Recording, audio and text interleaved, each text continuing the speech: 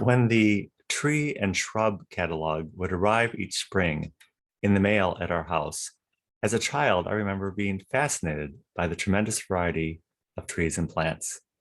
It fueled my childhood imagination. I had never seen a tree completely covered in flowers or a ground cover that was like wall to wall carpeting. Welcome to Connecting Consciousness. I'm Stanley Smith. Connecting Consciousness is a worldwide network of like minded people. When we're all connected, we're encouraged and empowered individually and collectively. Like minded does not mean we all believe the same things, it means we're open minded and are free thinkers. Everything else is just orthodoxy, and orthodoxy is just a bunch of commonly held beliefs waiting to be debunked. It's all about how it operates.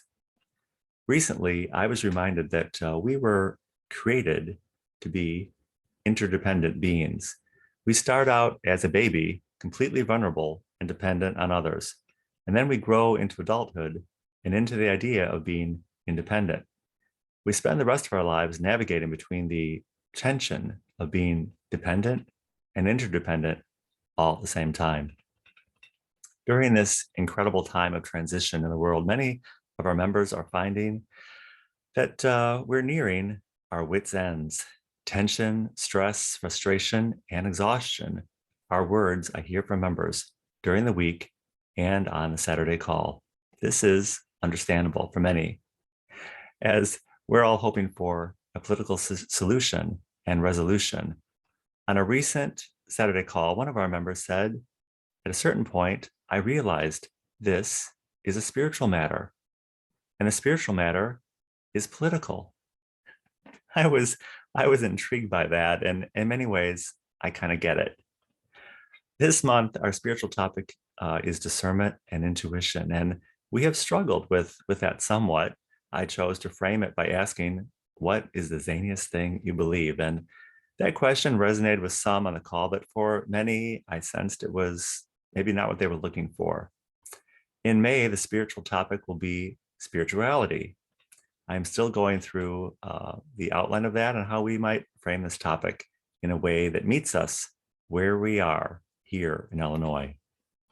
All our topics, emotion and empathy, raising our vibration, and intuition and discernment, continue to resonate as we move forward in all of our conversations. And before we move on from the topic of discernment and intuition and onto the topic of spirituality, I want to lift up the topic of imagination. What fuels your imagination? Where do you find encouragement? What picture comes to your mind? Many of our members have completed a humanitarian project proposal, and some are wondering, what is the status of those proposals? When will we find funding? On a recent national coordinators call with Simon and Becky, Simon said that what he is looking for in all the proposals is the spiritual nature of the proposal, and not so much about the particular details of the proposal.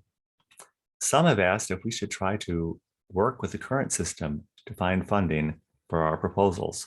That seems logical, but we do need to ask, as Simon suggests, where is the spirituality in that?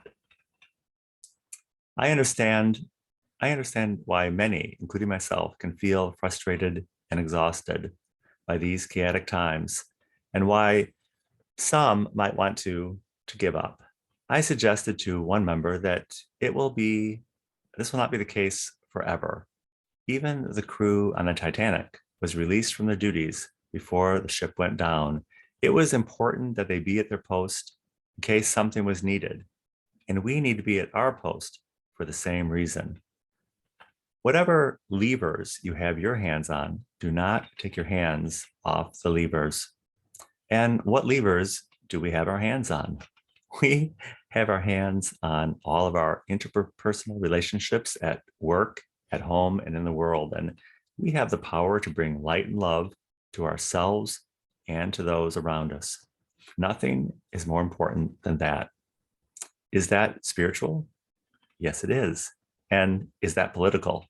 Well, in fact, it is, because love is the most radical form of politics imaginable.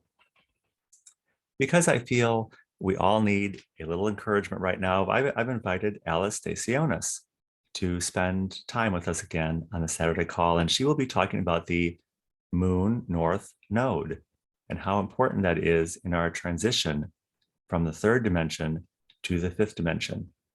Essentially, the Moon North Node is the concept of dying onto what is in the past so that we can move on.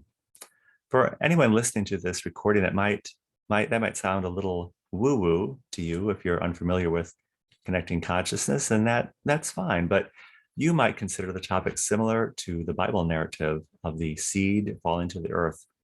Seed must die before it can bring forth abundance. So much of human existence is about narratives and storytelling. If we believe God is sovereign, then we can see that the narrative is always about God, even if the storytelling part gets a little distorted. My childhood fascination with the seed catalog manifested with my parents letting me pick out something from the catalog. I chose a bittersweet vine, which was pictured in the catalog with an amazing bushy vine with orange and yellow berries. What arrived in the mail was a small package with a dead-looking root. I was very disappointed. And the idea of digging a hole and burying it in the earth did not seem very promising. But the vine did grow and grew to enormous proportions, eventually covering my parents' garage, much to their chagrin. The vine is still alive today, and it is as much a part of our family's narrative as anything else. Wherever you are today, look for opportunities to plant the seeds of joy and love for yourself and for others. If it's not bringing joy, then you don't need to give it your authority. God is the narrative, and we choose how that story is told each and every day. If you would like to learn more about Connecting Consciousness Illinois, I will include my email in the description of this video, and I hope to see you very, very soon.